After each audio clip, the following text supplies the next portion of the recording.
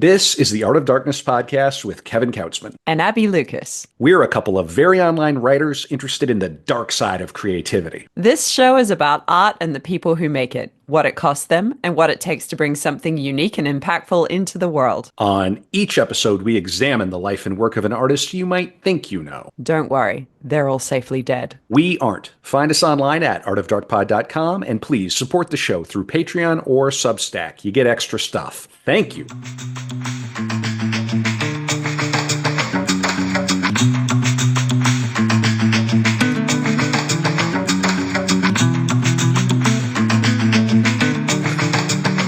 We're back in the dark room after a wee break. I'm Kevin Kautzman. You're listening to Art of Darkness with Abby Lucas. Abby, how are you? How is London? London's very sunny at the moment. It's pretty. London is a wonderful place when it's sunny. Indeed it is. Indeed it is. It's more known for the rain, though. Yeah, well, we've got to be known for something, don't we? All right. Well, and of course, everybody knows that in the dark room, we have guests come on to talk about one of the many subjects we've covered. Today, we have a return guest, a repeat offender. Brian Patrick Eha is a widely published essayist, journalist, and critic who has written very thoughtfully and well about the late, great Cormac McCarthy. Brian, welcome back to Art of Darkness and the Dark Room. How are you? I'm well. Thanks, Kevin. Thanks, Abby. I'm stoked to be here. We're stoked to have you. And so the anchoring text for this conversation is going to be the play as a novel, as it were, which it's a way to sell a play, because of course nobody reads plays, unfortunately, anymore. Nobody'd want to do that. I don't know why you would want to do that. Who would do that? Yeah, yeah, right. Yeah, no personal bias. Right. Yeah. But the great Sunset Limited by Cormac, and of course he would return to this format for the final novel, Stella Maris, which is just a dialogue between two characters. And of course, I have no doubt at some point somebody will probably try to stage Stella Maris, which would be a slog and very, very difficult. Right. Yeah. But that would somebody. No, I was going to say this one already got abridged for the HBO film adaptation, which I know we're going to see, or we're going to talk about rather, and so I can only imagine how abridged Stella Maris would be for stage or screen. Yeah, without a doubt. So just to sort of tee up this conversation, we're going to talk about the Sunset Limited. You're going to read a little bit from it, which I'm excited to hear. Obviously, I'm a playwright, so I have a bias toward this. Surprisingly for me, I was not familiar with this, with the adaptation, the HBO adaptation. I knew that he had written a play, but I had never sort of gone out of my way to find it. And so I'm thrilled that you said, "Hey, let's talk about this." And so I got exposed to it on the After Dark for patrons after the sort of main episode here. I want to save the conversation about the Vanity Fair article for that. So I want to talk a little more about that. You're going to try to get me canceled, aren't you? Right. Taking minors across international borders. Right. Of course. Yeah. What could possibly go wrong? And then I have, because we're talking about this less famous film adaptation, The Sunset Limited, I have some behind the scene facts from the most famous film adaptation, No Country for Old Men. So I figure we'll talk a little bit about that, but we'll do that behind the paywall. First and foremost, Brian, it's been a while since you've been on the pod. And so why don't we just start by, tell people a bit about yourself, about your work, where you hail from, how you got exposed to McCarthy, and then maybe button that with a little bit of an introduction to that very fine essay that you wrote for the Claremont Review of Books called Desert Places about Cormac. But just tell people about yourself first. Oh, yeah, sure. Well, so first, maybe I'll dodge a little bit talking too much about myself, except to say that I have a real connection to this play. I'm getting maybe ahead of myself, but the 155th Street subway station where White tries to jump in front of a Mm. train. That's the precipitating incident for the whole play. So for over 12 years now, I've lived within a few blocks of that train station. Oh, wow. Yeah, So you're. and Mhm. I'm right there. I mean, I'm that neighborhood basically is my neighborhood, or I'm just a little bit south of it, the one that Black lives in. Now, there's obviously no such train as the Sunset Limited of the title, which is Mm. obviously symbolic. But if you noticed in the film adaptation, it shows the D train coming into the station. And that's a train that I ride just about every week when I'm in the city. And to my knowledge, one reason I wanted to talk about this play is that it's the only one of McCarthy's works, to my knowledge, that's set in New York City, which is Mm. great. And as I just indicated, I've lived in New York City since 2011, in Manhattan since 2012, and so yeah, I love the fact that especially in the film adaptation, they put in all the sirens and all the like noises of the city that Mm. I'm familiar with. Um, but I'm an essayist. I write for various literary outlets and journals of opinion. I have a piece coming out in City Journal in the spring issue, which will be out next month. And it's kind of a takedown of effective altruism because a few months ago, there was a Vox writer who wrote a piece arguing essentially that Notre Dame in Paris should not have been repaired because that money could have been like, spent on charities in Africa instead that would supposedly do more good. And so Eesh. I'm essentially, among other things, arguing that like Western civilization is a good thing, actually, and like maybe we shouldn't let a cathedral stay in ruins, especially if it's the 0 point from which all distances in Paris are, or in France, the entire country of France. That's the point from which all distances are measured. So I have that piece coming out, and then in First Things, also the same month for their May issue, but it should be out in April. I have an essay that's pretty personal. It's on kind of education on the subject of homeschooling. I was Mm. homeschooled a lot as a kid, and it delves into kind of the good and the bad of that, and my strongly ambivalent feelings about it that linger. But it also allows me to dive into Helen DeWitt's great novel, The Last Samurai, which is about a brilliant mother raising an even more brilliant son who kind of doesn't fit into the regular school system, and she ends up having to homeschool him in a very interesting way. And it's a really strange kind of postmodern novel, but great. So those are probably the two pieces of work I have coming out in the near future, and but I range pretty widely. Yeah, clearly. Uh, yeah, I we definitely slipped into an alternate timeline when Notre Dame started to burn. Yeah, that was Something that bizarre. felt like the kickoff to some sort of real dark period in human Mm. history. And obviously, I have a degree of bias as a Well, the Catholic, but fact that we watched mhm. it all online, I mean, everyone could see it happening in real Yeah. time, and yet there seemed to be nothing one could do. And even for the people in Paris, many of them thought there was nothing they could do. And Mm. yeah, if you read that blow by blow story the New York Times put out a while afterward, it was clear that only through tremendously heroic effort by the firefighters, really risking their lives, were they able to essentially prevent the whole thing from coming down. And so, anyway, yeah, it was a remarkable Mm. thing. And there's a Sure. moment in there where someone is speaking about the heroic actions of the firefighters, and he says, it seemed like there was something bigger than life at stake. Mm. And I think that's a phrase to really dwell on. That was the original working title of my essay, was bigger than life, because I think we need to think of civilization in those terms, that it is more important than any one of us. So Mm. yeah. Anyway, that's my little. I'll get off my soapbox now. We can talk Not at about all. McCarthy. No, not at all. And no, and let's just stay on this for one more minute, and then I'll push us over to the McCarthy side. But effective altruism seems to be the bastard child of utilitarianism. Right. It seems to be utilitarianism run through an algorithm.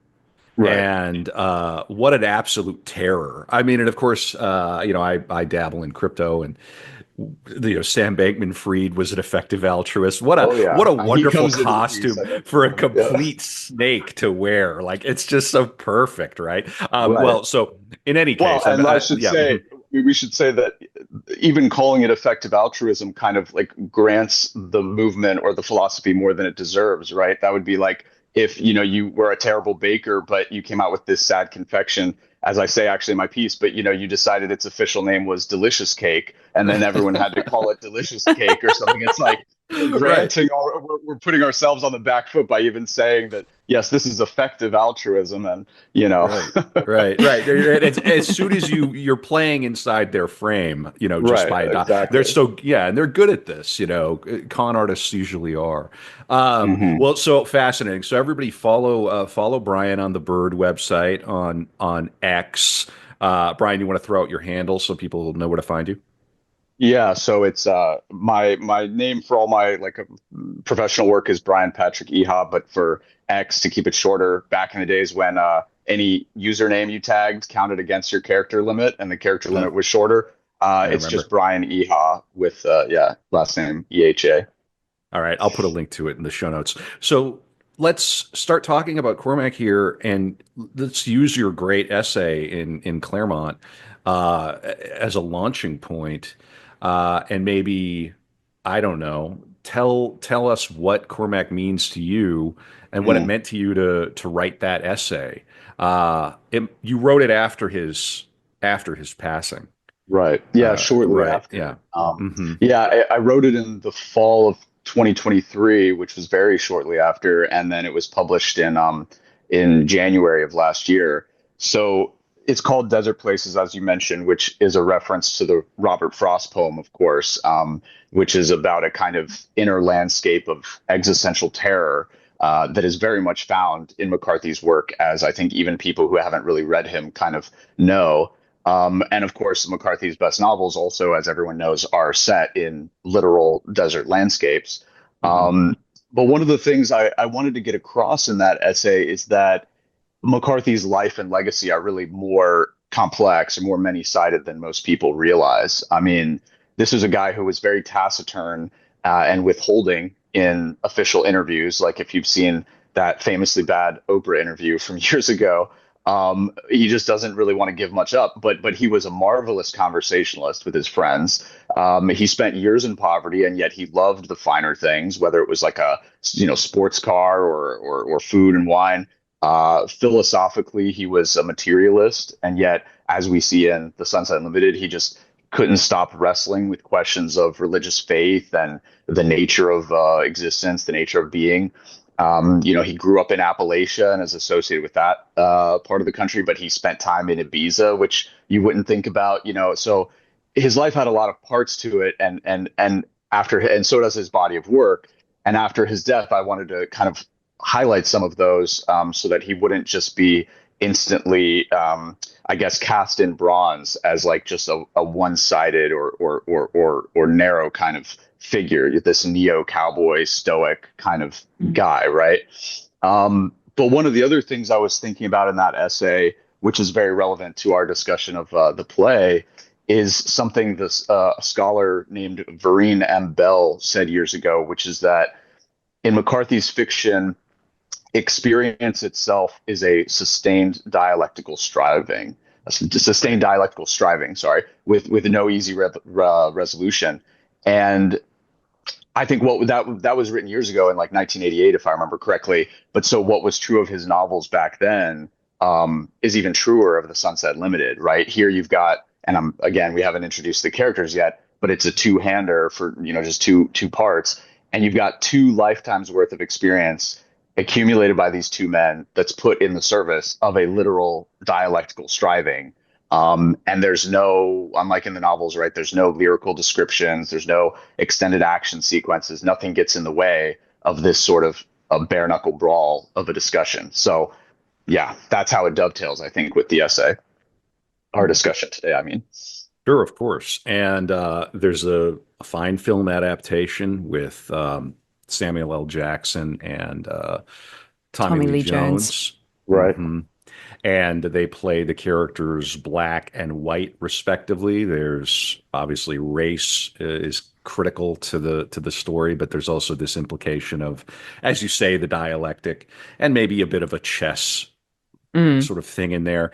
I would Right. say, as we're on my turf a little bit, uh, if you dropped a play like this in the middle of a writing workshop, you would have a Mm-hmm. lot of trouble. Well, but especially but now, right?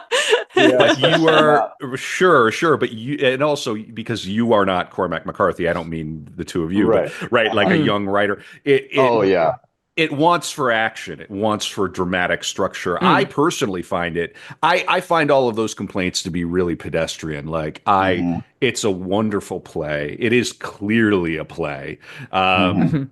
There's an inciting incident, and the stakes are quite literally universal and existential. So Right. I don't buy this idea that it's inert and it's just a discussion, like not at all. But I have a very particular taste in theater Hmm. and plays. Wicked, it is not. The Lion King, it is not here, right? So Right. why don't you introduce this, speak a little more about this Right. play and I why know. you I was chose it to talk about? Yeah. I was jumping ahead a couple times, so I'd better, yeah, let's lay the groundwork here.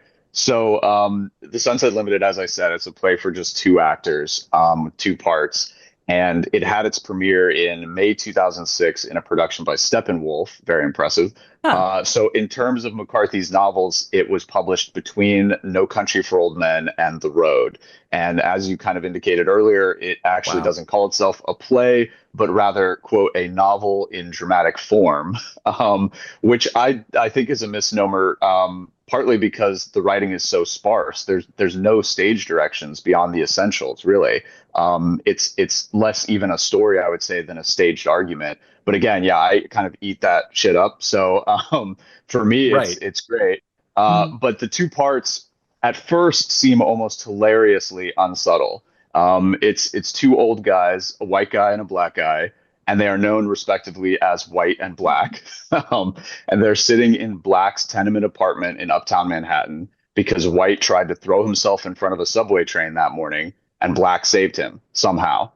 And from the very beginning, White is trying to just get out of there, probably to go back out and try again, right? And Black is playing for time and trying to get him to stay put. So they proceed to have a debate in which, as you said, the stakes are universal. I mean, the stakes are White's life, maybe even his soul.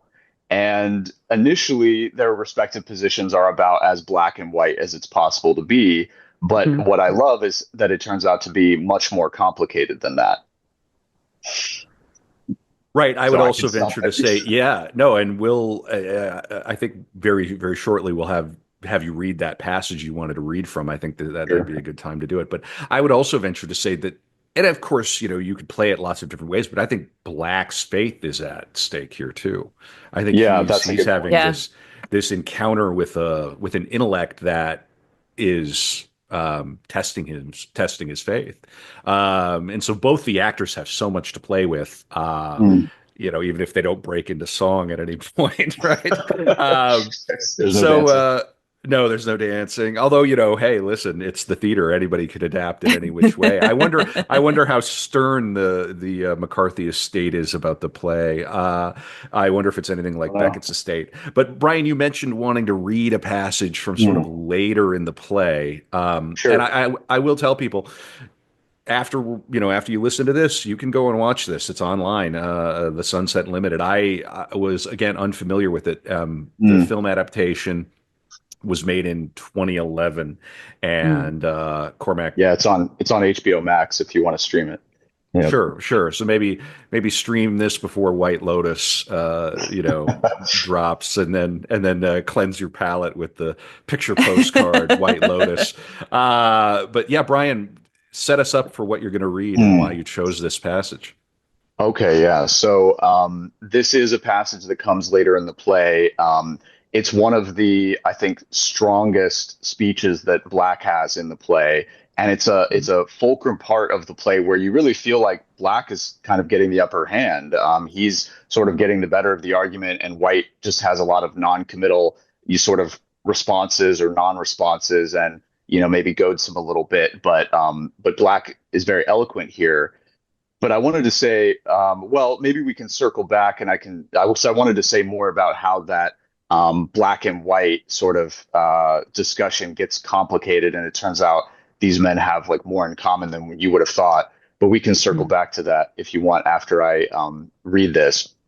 So this is Black speaking, and Forgive me, I'm not going to do as good of a job as Samuel L. Jackson does with this dialogue. But he's kind of messing with the professor at first. He's just fooled him. Oh, so White, I should say, is a university professor, and Black is working class, and he has just fooled the professor for a second into thinking that he Black is anti-Semitic, which of course he isn't. But so then he says you need to listen, or you need to believe what you hear. The whole point of where this is going, which you wanted to know, is that they ain't no Jews, ain't no whites, ain't no people of color, ain't none of that. At the deep bottom of the mine where the gold is at, there ain't none of that. There's just the pure ore, that forever thing that you don't think is there. That thing that helps to keep folks nailed down to the platform when the Sunset Limited comes through, even when they think they might want to get aboard. That thing that makes it possible to ladle out benediction upon the heads of strangers instead of curses. It's all the same thing, and it ain't but one thing, just one. And White says, and that would be Jesus. And Black all of a sudden gets circumspect, right? He says, got to think about how to answer that. Maybe one more heresy won't hurt you. You pretty loaded up on them already. Here's what I would say. I would say that the thing we are talking about is Jesus, but it is Jesus understood as that gold at the bottom of the mine. He couldn't come down here and take the form of a man if that form was not done shaped to accommodate him. And if I said that there ain't no way for Jesus to be ever man without ever man being Jesus, then I believe that might be a pretty big heresy. That's all right. It ain't as big a heresy as saying that a man ain't all that much different from a rock, which is how your view looks to me. So that's the passage. Very well read. Have you ever trod the boards, Brian? Have you ever done I have not. No, I missed my calling. Maybe there's still time.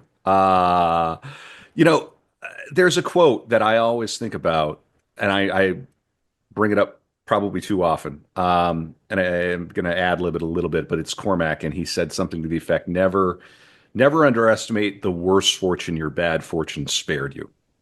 Oh yeah. Yeah. Think about the worst that. luck. I think your bad luck spared you from.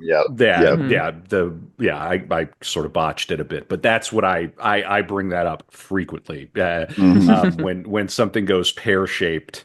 And I had an old timer buddy who's a playwright who from Texas, who back in the day, when I was younger and I went down there to grad school, I would give him a call sometimes something was going on, and he said, my father always said, when there was a crisis, he said, is anybody in the hospital? No.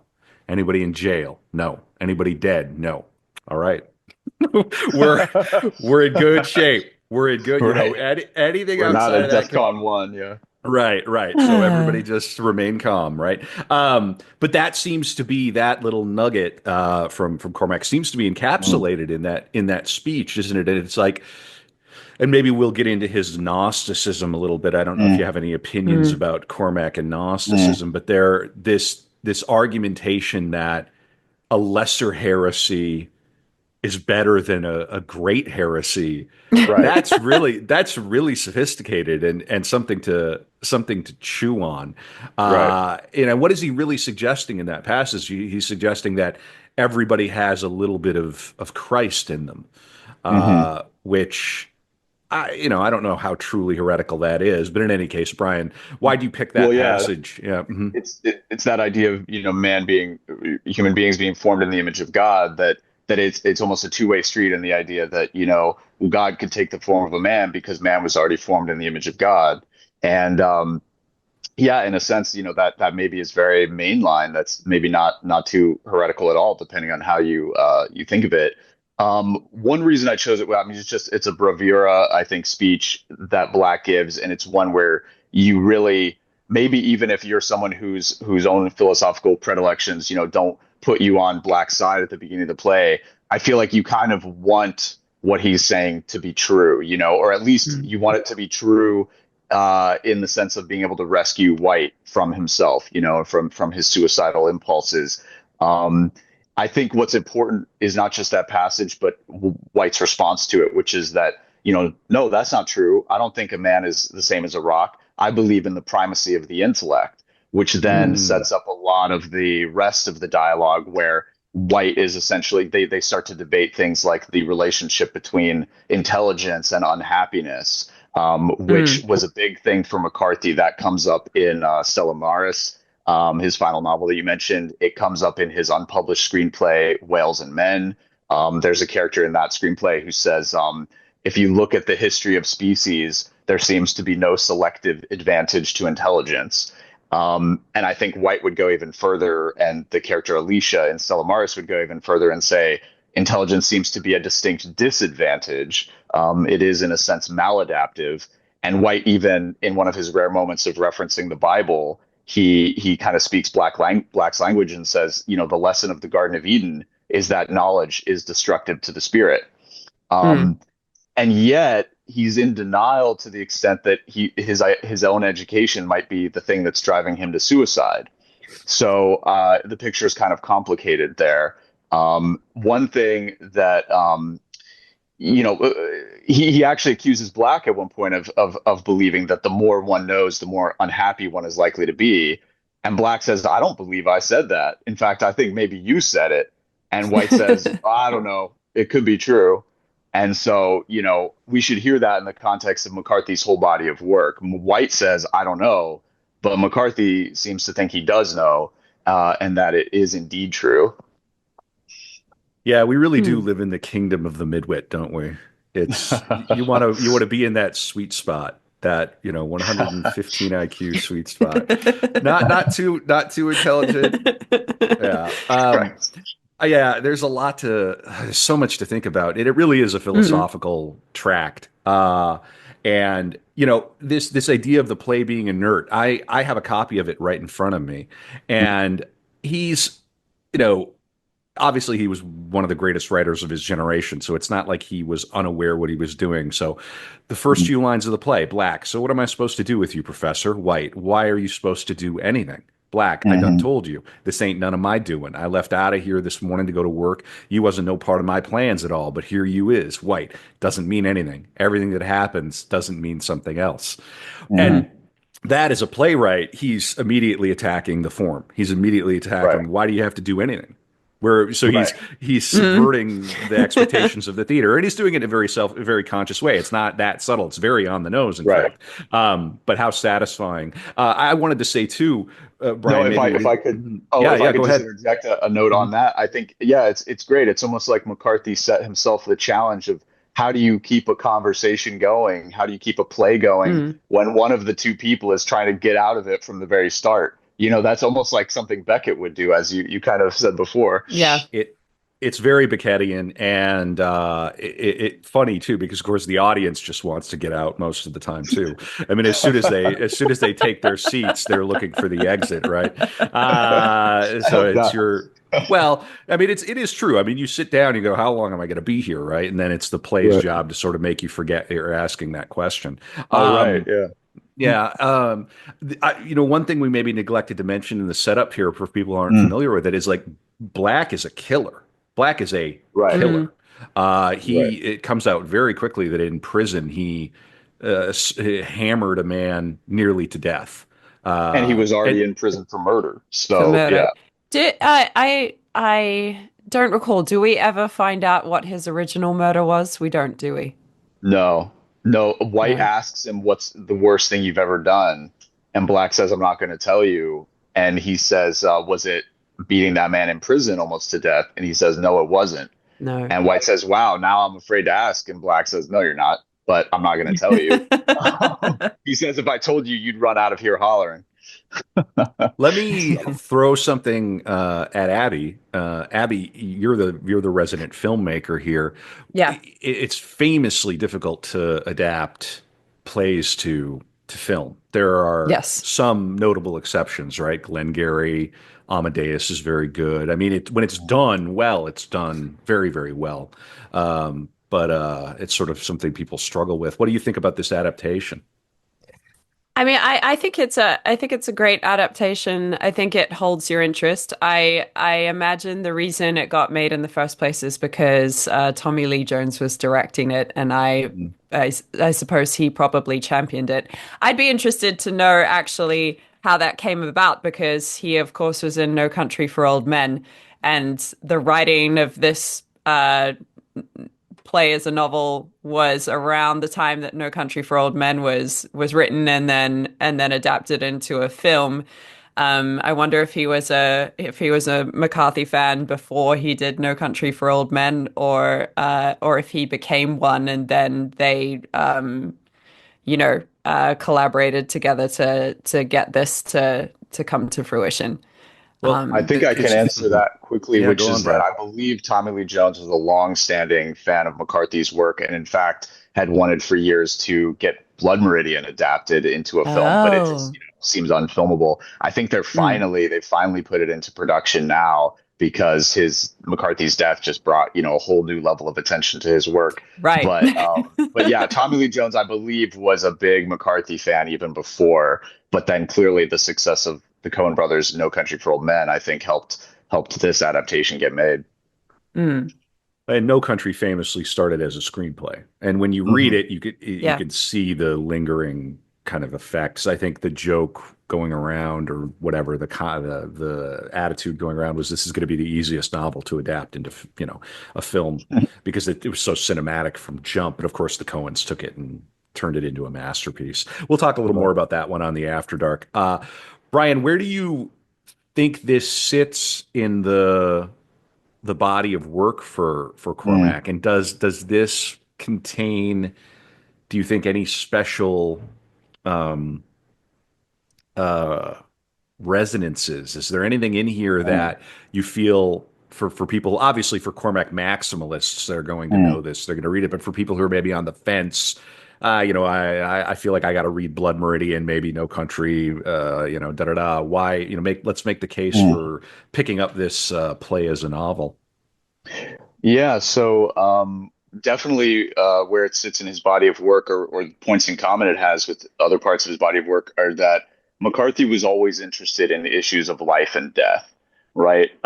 There's a lot of good one-liners in his books. There's a lot of good, banter, humor, but he didn't write social novels or domestic dramas. He always wants to get at the ground of being, the primal stuff, like the fundamental relations between us and the universe. And that's something that comes out very much in this play, but it comes out in his novels as well. Um, you know, the one of the things I wanted to say earlier, which also is relevant to this question, is that these two men in the play have more in common than you would have thought, or they would have thought. Mm. One of the biggest is that they're both utterly alone, isolated. Mm. White says that he loathes the other professors of his acquaintance, and they loathe him. He says he has no friends. Black says that just about everybody he ever knew is dead. He had two sons who died. His old drinking buddies are dead. Like Mm. everybody. So both of these men, and again, this is exactly what McCarthy wants for his characters. They're both facing existence naked, so to speak, Mm. but they react to their position in very different ways. So Black, he wants to know, he needs to know that his life means something, that his actions echo in eternity. White, on the other hand, wants very badly to believe that his actions don't. He craves death, real death, he calls Yeah. it, right? He wants the dead, he says, to stay dead, and he wants to be one of them. But Black is alone, but he believes in a brotherhood of man on earth as it is in heaven, you might say. White hates other people, but he believes that even to speak of being one of the dead, which is his fondest wish, that is an oxymoron because he says that which has no existence can have no community. He doesn't And want community. no, he doesn't want community here or in the beyond, right? And yet, this man who's used to having no community, no tribe, he's repeatedly surprised in the play to find that Black is able to identify with the things that he says, that he's able to meet him halfway on a lot of points. And so that's just, that is one of the resonances, I think, one of the layers. Why should people come to this? It's because it's a really raw human story on some level. And it really is like the human being kind of stripped bare where you have very few ego defenses and illusions left. And where do you go from there? You know, do you just make the suicidal leap in front of the train, or do you find some other path? Hmm. Yeah. There's something ironic in the setup too. And of course, White moves first in this play. Uh, Right. there's this it's funny that Black saving White is what Black needs somehow. Hmm. It's like Mhm. it's like him saving White is somehow it's well channeling George Lucas here, right? It's like poetry. It rhymes, right? You know that GIF of Lucas. It's he's a murderer, and what does he do at the what is the inciting incident of the play? He saves a man's life. Hmm. Right. But irony of ironies, he saves a man's life who does not want to be saved. It's a wonderfully clean. It's a wonderfully Mm. clean setup for a full length discussion of life and death. I think one critic said that it was like a love song to death. Like it was like Right. Cormac like ultimately kind of death. Well, what do you think about the ending of this? Spoiler alert, right? Right. Hmm. What do you think he's saying? Because, you know, by the end, White, Mm. like the audience, gets to leave the room. Hmm. Right. Yeah. Yeah. Well, so I don't know if I should spoil the content of White's big final speech, but we can say that McCarthy sort of gives White the last word, Hmm. um, philosophically. But I think all our sympathies lie with Black at the end, right? As he, Mm. after White's big speech, he cries out to God, to a silent God, maybe an absent God, and he's looking for understanding, or even better yet, he wants assistance. He says, "You gave him the words. What about me? Why didn't you give them to me?"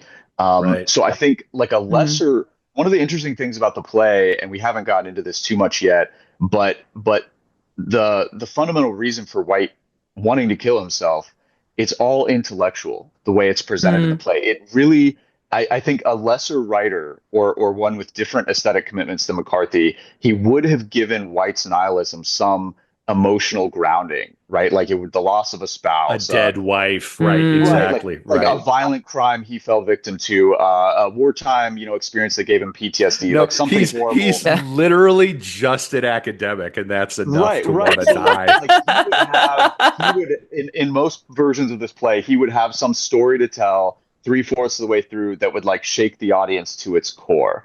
But McCarthy doesn't do that, right? He just hangs it all on White's intellectual apprehension of the world. And Black, on the other hand, has suffered real loss. He's the one with those Hmm. stories. The loss of his two sons, the loss of basically all his personal possessions and ambitions. He was imprisoned for murder and he was knifed nearly to death while inside. So he has both Yeah. experienced and inflicted real trauma. So it's all the more remarkable that he sees people as basically good. He says actually that's one sort of heresy of his own, that he's not really too sold on the concept of original sin, that he thinks people are basically good.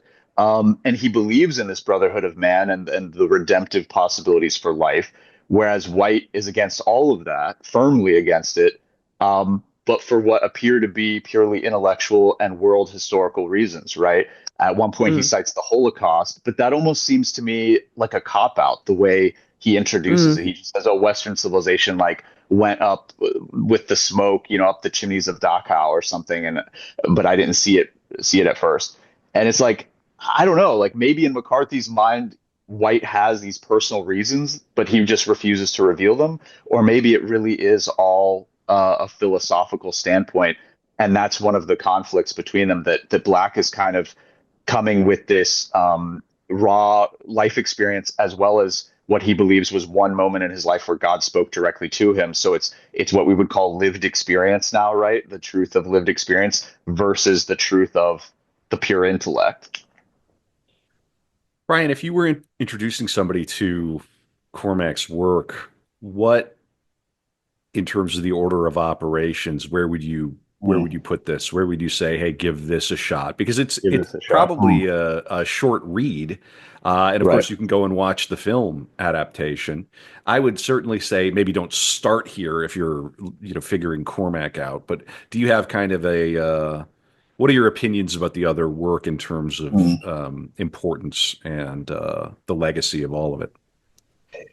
Well, for me, his best book is Blood Meridian, and Of that's not an course. original answer. A No, lot of but people might say that. I don't think that's controversial. Yeah. No, that's not controversial. I mean, in my essay for the Claremont Review of Books, I say it's unsurpassable as a novel because it is less a novel than a prose epic. I mean, it is really the American Iliad. That's how I see it. It's a kind of a saga or an epic more than a standard novel, and but that is it's very different in some ways than all the rest of his work. It kind of stands apart from the rest of his work. And yet in a way it's seen as his definitive or his most archetypal work, which I think is a strange situation. But that's not where I would have people start. I think, you could do worse than to start with No Country for Old Men. You could do worse than to start with The Road, some of these somewhat more digestible ones. I think if the person I was speaking with had a high tolerance for kind of Faulknerian prose, then I would probably start him with one of the early Appalachian novels instead. But they'd have to have a strong stomach for the violence and the degradation and that those characters go through. So maybe Outer Dark or something like that.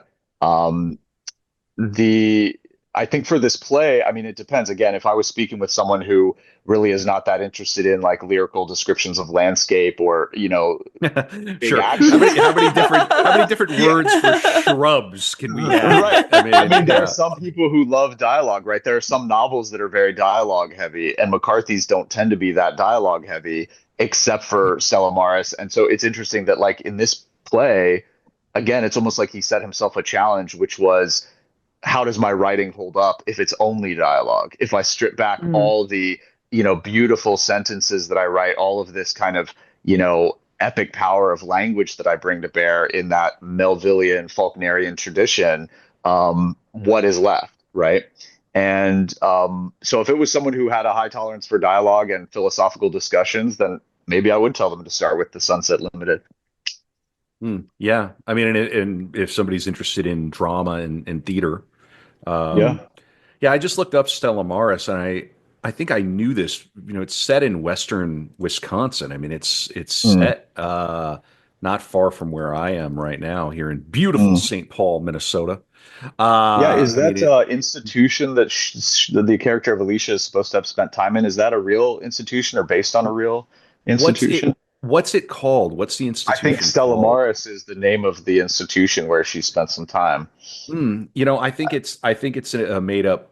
I think it's a made up name. I'm not sure. No, I Yeah, mean it appears to be. But it's Black River Falls, uh, Wisconsin. It's a couple hours away from interesting. where I am right now. Yeah, that's a segue into another question I have, which is, the final two novels. Mm, The man was writing, all the way up mm, to up to the end. mm. What do you make of The Passenger and Stella Maris? Do you have any opinions? Yeah, I do, but I would say my opinions of those are probably less formed than my opinions of his other books because I've only read them each the one time and then Sure. select other passages. Maybe I've reread a few. Um, and I was going dipping back into them as I was writing my essay. But The Passenger to me feels kind of like three different novels sutured together, sort of, Mm. which makes sense because he was supposedly writing that one on and off since like the 1970s.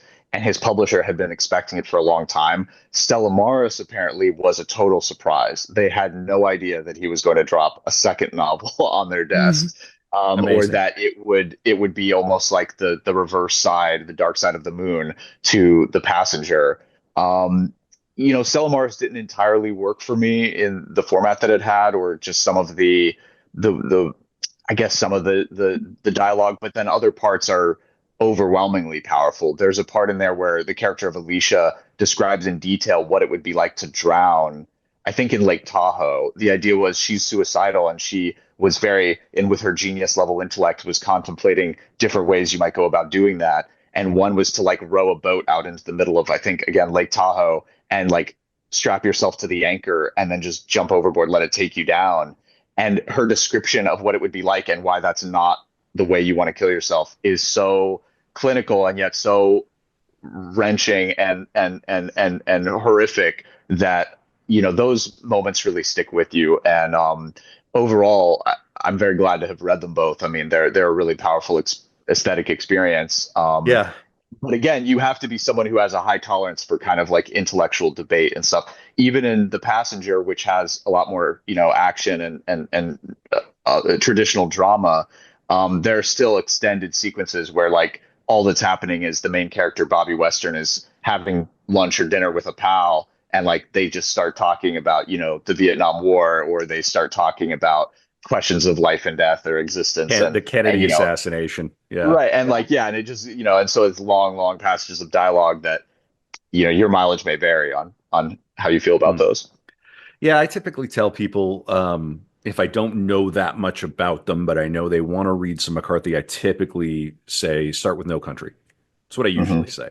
Hmm. If somebody, but again, it depends on what you know about the person. Mm. We'll talk a little more about No Country here after we take our quick break in a few Sure. minutes. But you mentioned Blood Meridian and having strong opinions about it, of course. Um, why don't you talk a little more about it? It sounds like you're a Blood Meridian respecter. You have some thoughts about where it sits in the sort of, I guess, in the canon of American letters Mm. and literature. And maybe also let's talk a little bit about what you think his legacy is going to be in 50 years, Mm. um, Sure. starting with Blood Meridian. Yeah. Well, I am a Blood Meridian respecter, but I should say I am also a Sunset Limited respecter. And there's definitely more I could say about the play. Um, Sure. but yeah, so Blood Meridian, I don't know if people want a recap of the plot, but it's basically about a teenage boy who runs away from home and falls in with this band of mercenaries that are hunting Indians or Native Americans, and both in the U.S. and across the border into Mexico, mostly Mexico actually. And it's it's a very unique novel because it was the one novel supposedly in all of McCarthy's body of work that required extensive research. He not only went out and like visited the landscapes where it took place, but because the misadventures of this gang are based on real events from the years 1849 and 1850, not only were there real landscapes that this gang traveled through that McCarthy wanted to visit, but I guess he also had to do kind of library research. And later in his life, he said he would rather dig ditches than do all that research again. He even taught himself Spanish, sort of famously, which comes into his later work, like No Country for Old Men. But he taught himself Spanish, I think, for the first time, so that he could write this novel. And it's so one of the reasons that it's different than his other work is because I think the story is being told through this filter of research almost, where the Hmm. action feels more distanced from the reader, and yet there's such a tremendous exuberance to the prose that it's overwhelming and visceral at the same time, which I know very few other books that pull off that combination where you feel at once like you're standing back from things and these events are happening sort of in the long ago and very much in the third person, yet at the same time, like they are happening right in front of your face. The violence in the book is unbelievable, and but in kind of all senses of that word, the violence is unbelievable. And I think one of the reasons that it would be unfilmable is you would just be literally seeing the violence like on Mm. screen in living color, which would be very hard to take. In the novel, it's hard to take, but the prose is so highly aestheticized that it does give you some distance from the carnage, which is really important, I think. Similarly, like in the Iliad again. And so I mean, yeah, it's really a singular work, even for its author. He didn't write anything else that was quite like it. And if McCarthy will have any legacy in 50 years, and I think he definitely will, um, it may largely be because of Blood Meridian. I mean, this is a Sure. novel in which one of the central characters is this huge, uh, apparently ageless albino known as Judge Holden, and he's essentially Melville's Moby Dick in human form. I mean, that's really what he is. He's like the white whale turned into a person, or like a demigod of some kind of like Gnostic archon. Yeah. And he forms in many ways the not the emotional core of the book, not the moral center of the book, but he forms the linguistic center of the book, the philosophical center of the book, because he's not just a killer. He has a whole sort of theology of violence that he expounds to urge his men on to even greater feats of slaughter. And but McCarthy is drawing on really deep wells for that. He draws on like Heraclitus, for instance, Sure. for some of the judges' speeches about, how war is God and things like that. But What? Yeah, and it's whatever exists without my knowledge exists without exists my without my consent. consent. That's right. Yeah. The judge, one of the greatest characters in all of literature, certainly. Brian, you mentioned having more to say about Mm, the Sunset Limited. mm, Let's close out with a little more talk about that play. yeah. I'm sure you picked it for a reason. I'm very pleased that you did. One of my favorite things Mm. about doing this pod is that I get turned on to new um, cultural artifacts that I maybe knew existed but had never gotten around to. We do live in an age of, we live in a dystopia, but we live in an abundant dystopia. There's a Nice. lot of That's a good way media to say it. an abundant dystopia. There you go. I'll leave it at that. Right. But yeah, what more do you have to say about the Sunset Limited before we take our little break?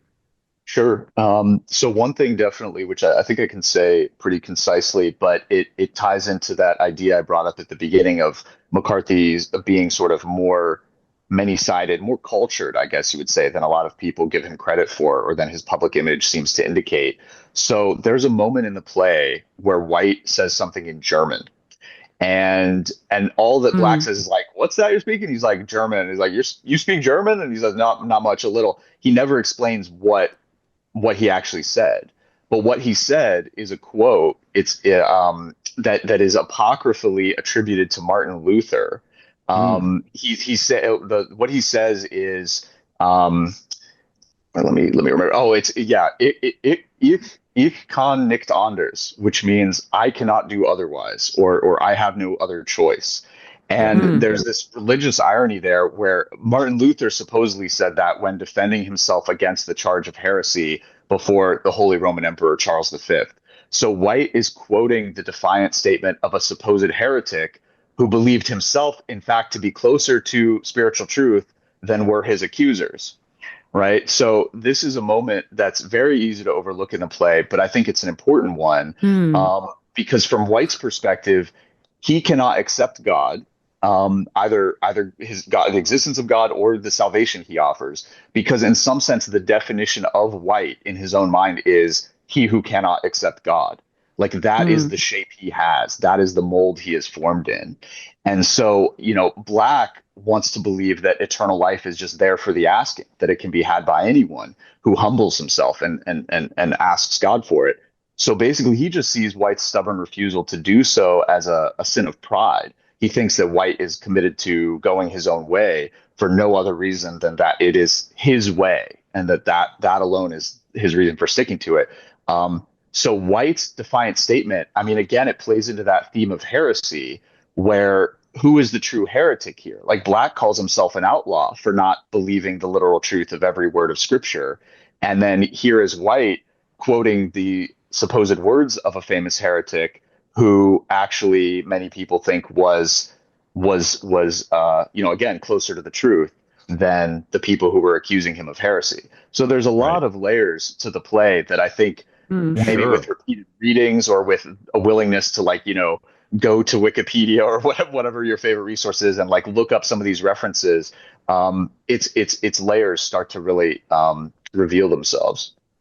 Wonderful. When in watching the sort of like final speech that where um White kind of outlies his entire nihilistic view on the on death and why you would want to commit suicide and everything like that.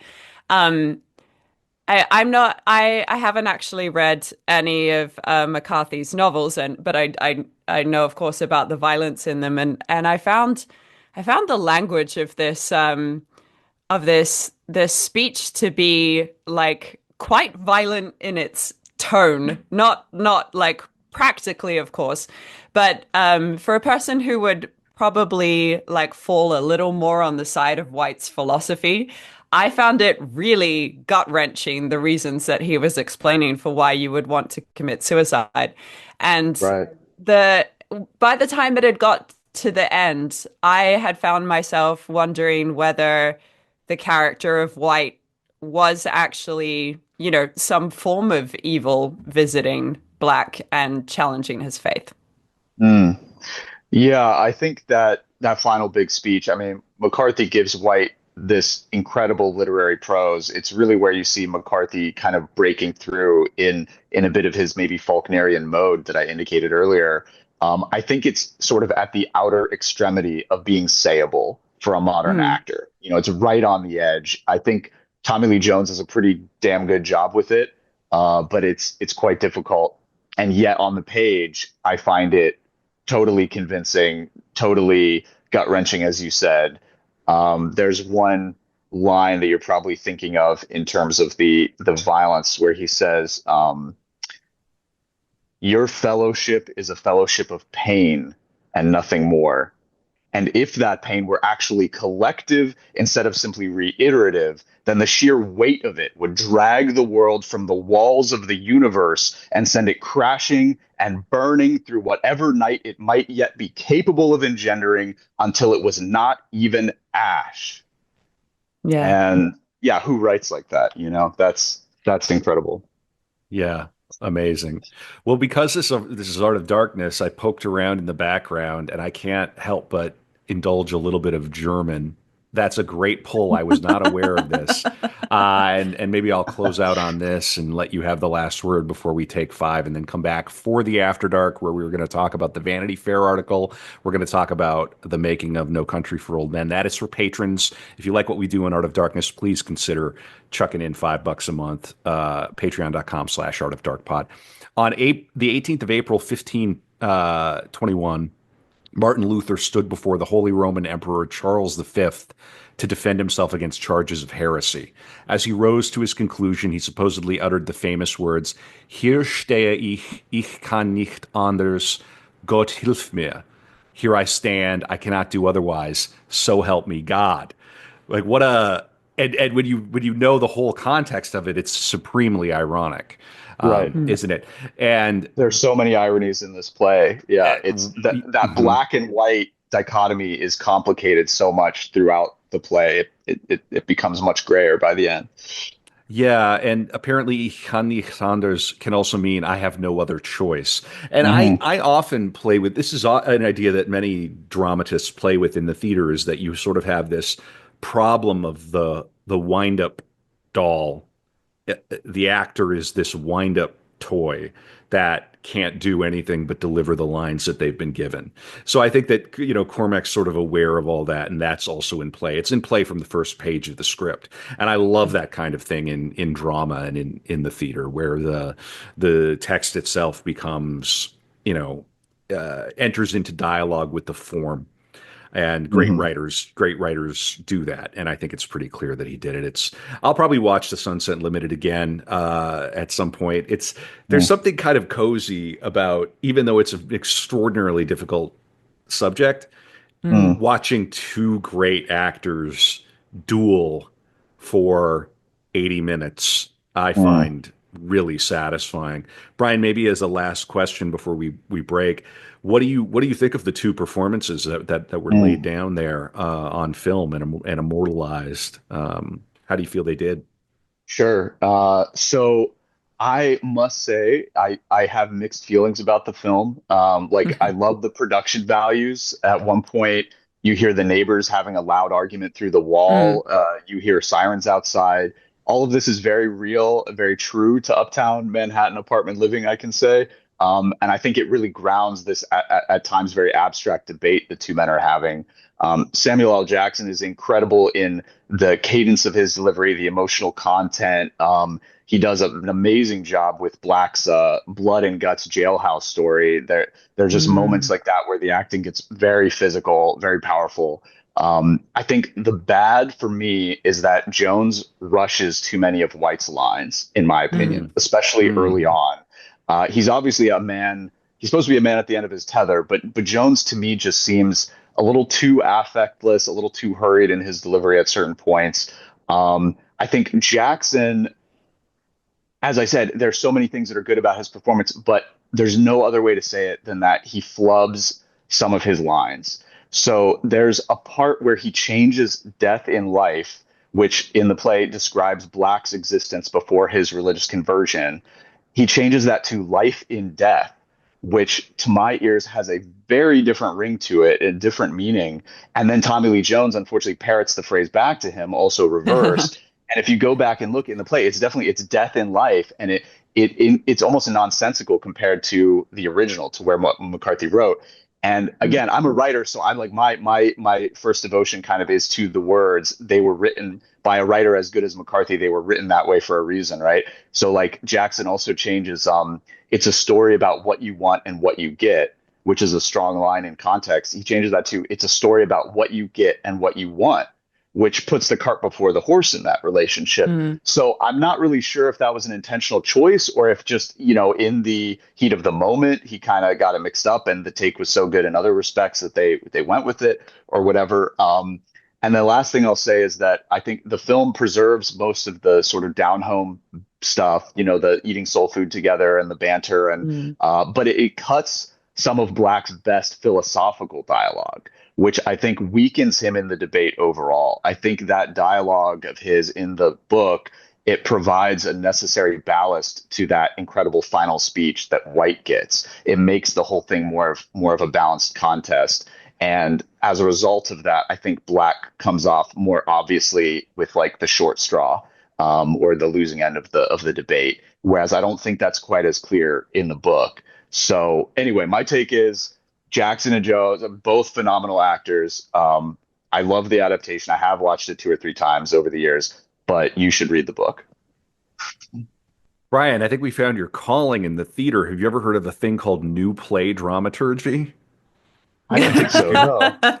This is like serving as like an editor in the theater, working with a playwright to essentially to develop a new play and to put the play into shape. I think that could be your calling in the theater, Brian. I do write fiction. I've just never tried my hand at the theater. So yeah. Hey, listen, I'm always encouraging people. Hey, write a 10-minute play. There are outlets for 10-minute plays. Start there. It's like anything else. Yeah. Beautiful. This was a lot of fun, Brian. We're going to come back. We're going to talk about the scandal, the Vanity Fair article, the young woman, the girl from North Dakota, and the controversy around that. And then we will talk about No Country for Old Men as a film adaptation. One more time, where can people find you? What do you have coming out? And then we'll take 5.